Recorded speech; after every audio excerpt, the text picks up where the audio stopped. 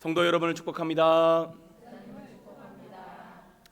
지난 시간에 우리는 우리 그리스도인들이 슬기로운 사회생활을 위해 해야 될 일들에 대한 말씀을 나누었습니다. 어떤 메시지를 나눴었죠? 먼저는 세상 사람들과 거리를 두며 살아가야 한다고 말씀드렸습니까? 더불어 살아가야 된다고 말씀드렸습니까? 더불어 살아가야지요. 안 그러면 우리가 산속으로 들어가야 합니다. 그런데 그럴 수는 없는 노릇이죠. 그리고 또한 우리에게는 복음을 전할 사명이 있습니다. 그러려면 아직 복음을 모르는 세상 사람들과도 교류가 있어야 한다는 것입니다. 하지만 동시에 숙제가 있지요. 그럼에도 그 가운데서도 우리 자신의 정체성을 지켜나가야 합니다. 만약 똑같이 동화되어 살아가기만 한다면 우리는 결코 빛과 소금의 역할을 감당할 수가 없습니다. 그래서 늘 예수님과의 풍성한 관계를 누리셔야 된다, 이렇게 말씀을 드렸습니다. 내가 거룩해지려고 한다고 해서 거룩해지는 게 아니라고 말씀드렸습니다. 거룩하게 살아갈 수 있는 힘을 공급받아야 합니다. 그런데 그 힘은 누구와의 관계에서 나온다고요? 예수님과의 관계. 그러니 예수님을 늘 생각하시고 그분의 말씀을 가까이 하는 우리 모두가 될 수 있기를 바랍니다. 두 번째로는 이런 메시지를 전했습니다. 할 수 있거든 모든 사람과 더불어 화목해야 된다는 말씀을 드렸습니다. 일단 여러분, 화목하게 잘 지내기만 해도 이런 교회는 빛과 소금의 역할을 잘 감당할 수 있습니다. 만약 스스로를 해칠 정도라면 한계를 그으신다고 해서 그것까지 죄라고 하기는 어렵다고 제가 말씀을 드렸습니다. 무조건 양보하고 당하기만 해야 된다, 그것도 지혜는 아니라는 것이죠. 하지만 갈등이 생겼을 때 그 해결하는 과정에서 상대에게 직접 보복을 가한다든지 증오하는 데까지 나아가는 것은 주님의 뜻이 분명히 아니라고 말씀을 드렸습니다. 오히려 어떻게 하라 말씀하셨다고요? 축복하라, 이렇게 말씀하셨습니다. 한마디로 정리해서 화목이라는 방향성을 추구하되 그 가운데 균형을 지켜가는 게 중요하다, 이런 메시지를 드렸습니다. 여기까지 어떻게 정리가 되셨습니까? 오늘은 오늘 본문이 주시는 추가적인 메시지 한 가지하고 앞서 이야기했던 두 번째 메시지를 또 다른 측면으로 접근을 해서 그 가운데 주시는 메시지를 함께 나눠보고자 합니다. 먼저 두 번째 메시지의 또 다른 측면을 살피길 원하는데 우리 이 시간 함께 따라하겠습니다. 셋째, 용서의 최종 기준은 하나님이십니다. 용서를 할 때 최종적인 기준은 나입니까? 하나님이십니까? 하나님이십니다. 이거를 갖다가 깨닫는 게 오늘 말씀 메시지의 핵심입니다. 지난 시간에 저는 용서를 하시되 할 수 있거든이라는 말씀의 어떤 단서를 달아드렸습니다. 그러니까 나를 완전히 포기하면서까지, 예를 들어서 박해를 당한데도 자기 방어를 절대 하면 안 된다는 식으로까지 가지는 않아도 괜찮다라고 말씀드렸습니다. 저는 이런 태도가 비성경적이라고 생각하지는 않습니다. 왜냐하면 모든 일에는요, 지속 가능한 보편적인 측면이 있고 또 때로는 특수한 측면이 있기 때문입니다. 말이 조금 어렵기 때문에 제가 예를 들어서 설명을 좀 드려보겠습니다. 저는 매달 사례를 받으면 제 형편에 맞게 헌금을 냅니다. 그런데 누군가 저에게 이렇게 이야기한다고 한번 쳐보겠습니다. 아니, 모든 것이 하나님의 것이라 하지 않았냐? 그러면 모든 것을 다 하나님께 드려라. 모든 사례를 받으면 받은 족족 다 하나님께 드려라. 그게 맞지 않겠냐? 일단 이 말을 들으면 저는 당황하겠죠. 왜냐하면 한 달간 저도 생활하는데 돈이 필요하고 또 가족들도 먹고 살아야 하기 때문입니다. 그리고 뿐만 아니라 성경에서의 헌금 제도를 보아도 이렇게 모든 것을 다 가져다 바치는 것이 일반적이고 보편적이지도 않았습니다. 만약 그렇지 않다면 지속 가능할 수가 없겠지요. 이런 측면에서 본다면 저도 분명히 할 말이 있을 것입니다. 그런데 살다 보니까 또 이런 경우도 있더라고요. 예전에 제가 군교회에서 사역하며 있었던 일인데 처음에 맡았던 해병대 교회들의 시설이 무척 열악했었습니다. 사역할 때는요, 그러려니 하고 지나갔습니다. 하지만 나중에 임지를 옮기고 나서도 그 열악했던 시설이 계속해서 생각이 나는 것입니다. 그리고 당시 저는 군목을 하면서 어느 정도 또 저축을 해놓은 상태였습니다. 그런데 하나님께서 계속해서 그 교회 시설을 보수하는데 목적 헌금을 냈으면 좋겠다는 그런 감동을 저에게 계속 주시는 것입니다. 제가 얼마라고 하는 건 좀 그렇고 당시 저로서는 상당히 큰 돈이었습니다. 사실 이 현금을 목적 헌금으로 드리려고 생각하니까 인간적인 마음으로 너무 아까운 마음이 드는 것입니다. 아니 내가 이 돈을 모으기 위해서 얼마나 아꼈는데, 그런데도 그 교회 시설이 머릿속에서 지워지질 않습니다. 그래서 하나님께 계속 기도를 드렸지요. 근데 기도 가운데 이는 하나님의 뜻이 분명하다는 확신이 들었고 이건 순종을 해야 한다는 문제라고 결론을 내리게 되었습니다. 그래서 결국 헌금을 해서 두 교회의 음향기기 전체를 바꿨던 그런 경험이 저에게 있습니다. 이때를 한번 보자는 것입니다. 평소에 저는 제 형편에 맞게 헌금을 했습니다. 그런데 하나님께서 특별한 사인을 주시니 어떻게 했을까요? 평소보다 훨씬 더 많은 액수였음에도 불구하고 하나님께 순종을 했습니다. 왜냐하면 원칙적으로는 내가 가진 모든 것들이 누구로부터 왔기 때문입니까? 하나님께로부터 왔기 때문입니다. 만약 평소에도 늘 특별 현금처럼 하며 살아가야 된다, 그러면 저는요 지속 가능한 신앙생활을 하기가 어려웠을 것입니다. 하지만 특별한 순간 하나님이 특별한 명령을 내리셨을 때에는 순종했습니다. 왜냐하면 이 신의의 주인은 누구시기 때문입니까? 하나님이시기 때문입니다. 제가 또 헌금 이야기를 하니까 우리 목사님이 우리한테 헌금하라 하시나 보다, 이렇게 오해하시면 안 됩니다. 이해를 돕기 위해서 한 예입니다. 왜 이런 이야기를 드리냐면 용서도 같은 맥락이기 때문입니다. 예를 들어서 용서해야 한다고 하셨다고 우리가 일상을 살아가면서 접촉사고가 났는데도 무조건 보험 처리하면 안 된다, 이런 식은 아니라는 것입니다. 그리고 살다 보면 내 권리를 주장할 때도 있겠지요. 무조건 자기 권리만 주장하면 문제이겠지만 또 이런 반대로 무조건 양보만 한다? 그것도 생각해 볼 만한 대목이 있다는 것입니다. 제가 아는 어떤 목사님 한 분이 계시는데 이분이 말 그대로 천사입니다. 천사. 욕심이 없어도 전혀 없으세요. 그래서 뭔가 자기에게 물질이 들어가 뭐가 들어온다, 가진 걸 다 남한테 퍼줍니다.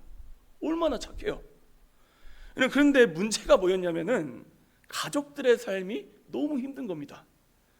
목사님 입장에서는 선을 행한 것이지만 정작 그 몫은 가족들은 본인 은사와 상관없이 함께 짊어지게 되었다는 것이죠. 또 이 목사님의 안타까운 점이 뭐였냐면은 본인 노후 준비가 아예 제로입니다. 제로.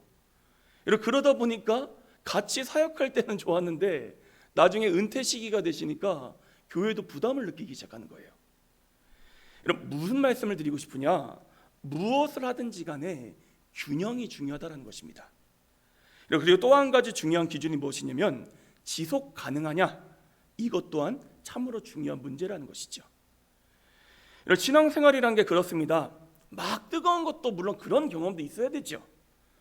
그 뜨거움을 근데 지속하는 게 더 중요하다는 것입니다. 그래서 확 타올랐다가 사라져 버릴 바에는 차라리 조금 뜨뜻하더라도 이런 지속하는 게 더 중요하다는 것입니다. 그래서 제가 용서도 할 수 있는 한이라는 단서를 달아드린 것입니다. 용서를 하시되 나를 지키는 범위 안에서, 그리고 나를 지키더라도 상대를 증오하거나 보복하는 차원까지는 나아가지 않는 범위 내에서 하라고 그렇게 말씀을 드린 것입니다. 그런데 중요한 건 무엇이냐? 오늘 어떤 말씀을 드리고 싶냐면 우리가 해야 될 용서 중에 무슨 접촉사고 이 정도 차원이 아니라 더 큰 차원에서의 용서, 그리고 하나님께서 특별히 감동을 주시고 우리에게 친히 명령하시는 용서들도 있다는 것입니다. 그리고 이건요 제가 정확히 못 알아가 말씀을 못 드립니다. 왜냐하면 개개인마다 다 그 범위가 다르기 때문이죠. 그런데 중요한 것은 하나님께서 내게 끊임없이 이 부분에 대해서 계속 감동을 주신다. 이때는 우리가 보편적인 기준 이런 거 따질 것이 아니라 어떻게 하신다고요? 즉각적으로 순종할 수 있어야 한다는 것입니다. 물론 쉽지는 않겠지요. 하지만 하나님의 뜻이 분명하다면, 그리고 계속해서 성령께서 우리 가운데 감동을 주신다면 용서의 길로 걸어가는 것이 결국 하나님을 기쁘시게 드리는 길이라는 것입니다. 14절에서 이렇게 말씀하지 않으셨습니까? 너희를 박해하는 자들을 어떻게 하라고요? 축복하라. 예를 들어 특정 사람들이 우리 기독교인들을 무자비하게 박해를 합니다. 그러면 공권력을 통해 우리 스스로를 방어할 수도 있겠죠. 누군가 악한 사람이 우리를 넘어뜨리려고 한다. 자의적인 차원에서 대항할 수도 있겠지요. 그런데 어느 순간에 하나님께서는 정말로 14절 말씀처럼 우리가 그들을 참아내야 하고 오히려 축복해야 된다 말씀하실 때도 있다라는 것입니다. 그리고 만약에 우리가 누군가로 큰 어려움을 겪었습니다. 그래서 원수가 되었습니다. 내 마음은 여전히 그를 용서하고 싶지 않습니다. 동네에서 만날 때마다 꼴보기가 싫습니다. 하지만 그럼에도 하나님께서는 우리에게 용서하라 명령하실 때가 있다라는 것이죠. 그러면 그때 어떻게 하신다고요? 순종하실 수 있어야 한다라는 것입니다. 왜냐하면 결국 용서의 최종적인 기준은 내가 아니라 누구시기 때문입니까? 하나님이시기 때문입니다. 함께 따라고 배우겠습니다. 용서의 최종 기준은 내가 아니라 누구시라고요? 하나님이십니다. 이거를 갖다 기억하셔야 합니다, 여러분. 사도행전에서 일어난 일을 한번 보자라는 것입니다. 사도 바울이 원래 어떤 사람이었죠? 예수 믿는 사람들을 잡아 감옥에 가두는 사람이었습니다. 그 사람들 중에서도 대장 중에 대장이 사도 바울이었습니다. 그러니까 그리스도인들 다른 사도들에게 이 사도 바울은요 철천지 원수였습니다. 그런데 그랬던 그를 하나님께서 변화시키셨고 복음 전파의 도구로 사용하셨습니다. 그리고 나서 아나니아를 부르셔서 그를 데려가라고 명령을 내리셨습니다. 하지만 아나니아 입장에서는 너무나도 황당한 말씀이었겠죠. 아니 바로 며칠 전만까지 하더라도 예수 믿는 사람들을 박해하던 사람들 중에 대장이었습니다. 이미 그 때문에 피해를 입은 수많은 그리스도인들이 지금도 내가 섬기고 있는 교회에 다니고 있습니다. 일반적인 상황이라면 그와 거리를 두는 게 맞겠지요. 하지만 하나님께서는 그를 용납하라 명령하셨습니다. 그리고 아나니아를 비롯한 다른 사도들은 이 명령에 순종했다라는 것입니다. 왜냐하면 참된 용서의 기준은 내 감정, 내 생각이 아니라 하나님의 말씀이기 때문입니다. 그러므로 저는 성도님들께 이렇게 권면을 드립니다. 여러분의 감정과 생각으로 용서의 여부를 판단하지 마시고 늘 어떤 상황이든 간에 먼저 누구에게 여쭤보셔야 돼요? 하나님께 여쭤보셔야 합니다. 그리고 관계 가운데 문제가 발생한다. 일단 급히 판단하지 마시고 하나님께 기도할 수 있어야 한다는 것입니다. 만약 우리가 그냥 내 감정대로 문제를 대하거나 아무런 고민도 없이 맹목적으로 물러서기만 한다? 이건 지혜가 아니라는 것입니다. 오히려 하나님께 여쭈며 관계에 대해서 여러 가지 측면으로 고민해보고 신중하게 결정할 수 있어야 한다는 것이죠. 예컨대 매우 일반적인 상황이다? 그러면 제가 지난 시간에 말씀드린 대로 보편적인 원리대로 살아가셔도 괜찮습니다. 하지만 특별한 상황이고 그럼에도 기도 가운데 하나님의 뜻이 분명하다? 그러면 내가 더 희생하더라도 용서를 택하는 길을 걸어갈 수 있어야 한다는 것이죠. 꼭 기억하시기 바랍니다. 앞서 이야기했던 것처럼 용서의 기준은 내 감정이나 생각이 아니라 하나님의 말씀이라는 것입니다. 그리스도의 용서는요 감정의 결과물이 아닙니다. 말씀의 순종의 결과물이라는 것입니다. 우리 다시 한 번 더 따라 고백해볼까요? 용서의 기준은 내 감정이나 생각이 아닙니다. 하나님의 말씀입니다. 이 말씀이 이해가 되셨습니까? 그렇기 때문에 늘 어떻게 하신다고요? 하나님께 여쭈어보셔야 합니다. 당장 나랑 관계가 얽혔다고 그 사람을 무조건 판단하고 정죄하는 것이 아니라 어떻게 하신다고요? 하나님께 여쭤봐야 된다. 이를 잘 이해하시고 실천하며 나아가는 우리 모두가 될 수 있기를 간절히 소망합니다. 이제 네 번째로 주목하길 원하는 본문 말씀은 15절과 16절 말씀입니다. 우리 15절, 16절을 다시 한 번 더 읽어보겠습니다. 시작. 즐거워하는 자들과 함께 즐거워하고 우는 자들과 함께 울라. 서로 마음을 같이하며 높은 데 마음을 두지 말고 도리어 낮은 데 처하며 스스로 지혜 있는 채 하지 말라. 아멘. 제가 오늘은 이 부분을 살펴보지 않을 건데 이제 약간 번역이 어려울 수 있기 때문에 제가 이 부분 설명드리고 넘어가겠습니다. 스스로 지혜 있는 채 하지 말라는 말이 어떤 뜻일까요? 잘난 체 하지 말라는 뜻입니다. 이건 참고하시기 바랍니다. 함께 따라하겠습니다. 넷째, 공감 능력을 가져야 합니다. 저는 사람이 살아가면서 정말로 중요한 능력 가운데 하나가 공감하는 능력이라고 생각합니다. 이 공감하는 능력이 없으면요, 참 세상 살아가기가 어렵습니다. 그리고 늘 공동체 가운데 문제를 일으키기가 쉽습니다. 질문 한 가지를 여러분 드려보겠습니다. 어떤 이웃이 큰 슬픔을 당했습니다. 교회 다니시는 분은 아니에요. 그래서 그 사람 집에 찾아갔습니다. 거기서도 그 상황에서도 우리는 복음을 전해야 될까요? 아니면 자제해야 될까요? 아니 디모데후서 4장 2절 말씀에 보면 이렇게 되어 있지 않습니까? 너는 말씀을 전파하라. 때를 얻든지 못 얻든지 항상 힘쓰라. 이러셨다면 그때도 복음을 전해야 되는 거 아닙니까, 여러분? 눈치껏 해야 돼요. 그 말이 정답입니다. 여러분 눈치껏 해야 됩니다. 좀 이러면 곤란하지 않겠습니까? 예컨대 복음서에서의 예수님 말씀을 보면 상당히 급진적이십니다. 저는 오늘 여러분이 이 부분을 좀 잘 이해하셨으면 좋겠어요. 예를 들어서 우리의 눈이 범죄하게 하거든 차라리 그 눈을 어떻게 하라고 하셨죠? 빼어버리라고 하셨습니다. 여러분 이 말씀에 순종하며 살아가고 계십니까? 이신이를 기준으로 보자면 눈이 100개라도 부족할 것 같아요. 맨날 눈 빼고 있을 것 같아요. 여러분 그런 의미는 아니지 않습니까? 용서에 대한 말씀도 마찬가지입니다. 7번씩 70번이라도 용서라 말씀하셨습니다. 그러면 아무런 생각도 없이 무조건 용서만 하라는 뜻일까요? 예를 들어 보겠습니다. 제 아들이 남의 것을 도둑질했습니다. 한번 용서해 줬어요. 근데 이 친구가 또 도둑질을 해요. 근데 제가 용서를 또 해줬습니다. 그랬더니 제 아들들이 엄마 아빠는 내가 도둑질해도 매번 용서해 주는구나 이렇게 생각을 한다면 그 다음부터 저는 어떻게 해야 될까요? 그래도 용서해 줘야 될까요? 아니면 한번 혼내기도 해야 될까요? 혼내야죠. 무슨 말씀을 드리고 싶으냐?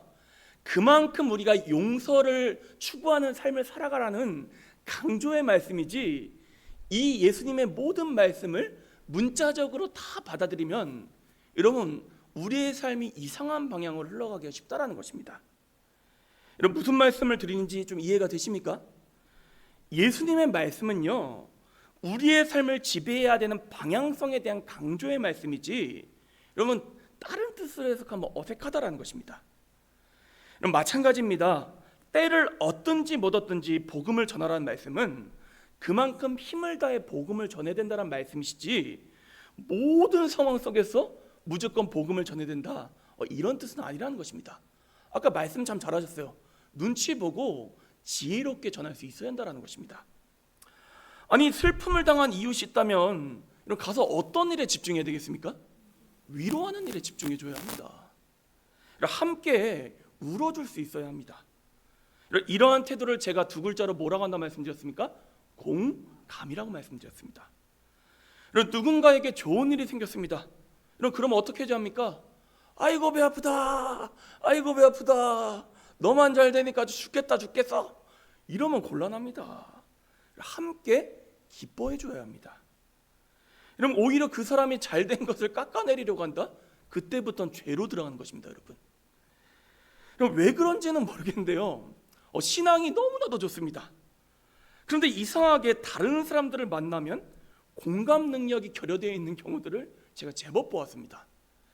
특히 목회자들 가운데서 그런 경우들을 제가 제법 보았습니다. 너무 원론적인 이야기만 합니다. 당장 이 사람은 힘들어 죽겠는데 그리고 이 사람만의 삶의 상황이 있는데 무조건 이렇게 해야 된다라고 계속해서 강요합니다. 또요, 잘 되었습니다. 그러면 같이 축하를 해줘야 되는데 그 축하를 해주는 자리에서도 내 얘기만 하는 거예요. 제가 주변에서도 보면 그런 분들 간혹 보았다고 말씀드리지 않았습니까? 근데 제가 왜 그럴까 곰곰이 생각해보니 특히 목회자들의 문제가 있는 것 같아요. 어떤 문제가 있냐? 다른 사람들과 같은 경험이 너무 적다라는 거예요. 그러니 이 일이 얼마나 힘든 상황이고 얼마나 좋은 일인지를 제대로 공감하지 못한다는 것입니다. 여러분, 예전에 우리 2014년도에 있었던 큰 우리나라 사건이 있었죠. 어떤 사건입니까? 세월호 사건이었습니다. 저는 그 시기에 정확히 우리 여기 목포 해군 3함대 아시죠? 영암에 있는 거. 거기에서 근무하고 있었습니다. 그때 제 부대 장병들요 정말 고생 많이 했었습니다. 바다에 이렇게 배에 떠 있는데요, 이제 3함대는요 큰 배가 없습니다. 대부분 연안을 중심으로 방어하는 배들이 있었는데 그 배들이요 하루 갔다 하루에 돌아오는 배이지 막 일주일씩 떠 있을 수 있고 그런 배들이 아니었습니다. 근데 이제 문제가 발생하니까 어떻게 돼요? 언론에서는 계속 때리고, 그러니까 그 당시 함대에 있던 모든 병력들이 다 진도 앞바다에 해상을 이제 정리하고 있었습니다. 근데 문제가 무엇이냐? 배들이 작으니까 그 안에서 밥이 됩니까? 화장실이 제대로 있습니까? 쉴 수가 있습니까? 그러니까 이제 일주일에 한 번씩 큰 배에 올라타가지고 이제 거기서 그런 것들을 해결하는 거예요. 이제 제가 데리고 있던 그때 장병 한 명도 일주일 동안 그 오뚜기에서 나오는 레토르 음식 아시죠? 3분 카레 이런 것만 먹고 지냈습니다. 또 어떻게 돼요? 배에서 배 올라타는 게 여러분 생각보다 되게 위험합니다. 그 당시 다리 부러진 친구들을 제가 한 최소 5명은 본 것 같아요. 배하고 배 사이에 다리가 껴가지고. 그리고 또 이제 인원이 너무 배에 많이 타니까 요리하다가 이제 화상 입고 난리도 아니었었습니다 그때. 그러다 보니까 인간적인 마음으로 그런 마음이 들더라고요. 이렇게까지 해야 되나? 그런 생각이 제가 솔직히 들었었습니다. 왜냐하면 당장 제가 맡던 사병 친구들이 너무나도 고생을 했기 때문입니다. 그런데요, 나중에 이신이도 결혼하지 않았겠습니까? 자식을 낳아 보니까 그 부모님들의 마음, 그때 사회 분위기가 비로소 마음에 와닿기 시작하더라고요. 그분들이 왜 그렇게까지 할 수밖에 없었는가? 그 마음이 비로소 이해가 되기 시작했다는 것이죠. 또 제가 우리 지역에 와 보니까 우리 지역도 직접적으로 관련이 있었던 지역이지 않습니까? 여기 해진 지역민들만 하더라도 다 같이 많은 고생을 하셨다고 제가 들었습니다. 이 또한 제가 어떻게 공감하게 되었지요? 이 지역에 함께 살아가다 보니 공감하게 되었다는 것입니다. 그럼 무슨 말씀을 드리고 싶으냐? 지금 성경은 우리 가운데 너희가 공감할 수 있어야 된다, 이 말씀을 주고 계시는데, 공감하기 위해서는요 함께 경험을 공유해야 된다는 것입니다. 함께 따라하겠습니다. 공감하기 위해서는 경험을 공유해야 됩니다. 그러지 않으면요 모든 게 다 탁상공론입니다. 여러분, 함께 경험하기 위해서는 그분들을 찾아가야 하고 더불어 살아갈 수 있어야 한다는 것입니다. 예수님께서 하신 일이 정확히 그러하지 않았습니까? 주님께서는 그저 하늘 보좌에 앉으셔서 도도하게 우리에게 이렇게 살아가라, 그 위에서만 말씀하지 않으셨다는 것입니다. 우리와 같이 사람이 되셨고 우리와 함께 살아가셨으며 무엇보다도 우리를 공감하셨습니다. 하지만 죄는 없으셨습니다. 그럼 마찬가지입니다. 그리스도인들이라고 해서 세상과 무조건 등지고 살아가야 된다, 이건 아니라는 것입니다. 여러분, 믿는 사람들끼리만 갇혀 살아가면 곤란하다라는 거예요.